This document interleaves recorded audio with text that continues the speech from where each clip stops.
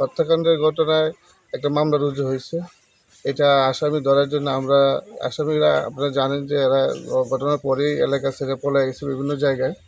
আমরা বিভিন্ন টেকনোলজির মাধ্যমে আসামিদের সন্ধান করার চেষ্টা করতেছি এবং বিভিন্ন অভিযান অব্যাহত আছে।